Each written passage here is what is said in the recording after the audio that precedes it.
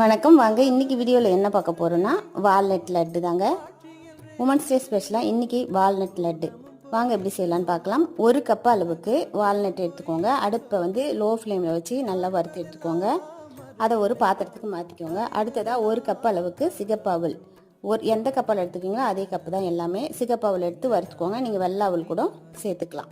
அதையும் வேற ஒரு பாத்திரத்தை மாற்றி வச்சுக்கோங்க.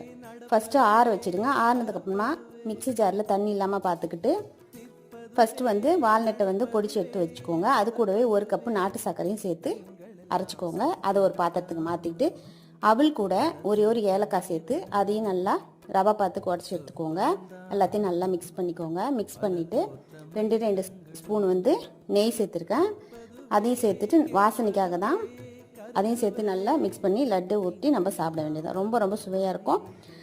நம்ம தான் பார்த்துக்கணும் லேடிஸ்க்கு பொறுத்த வரைக்கும். அதனால் நம்ம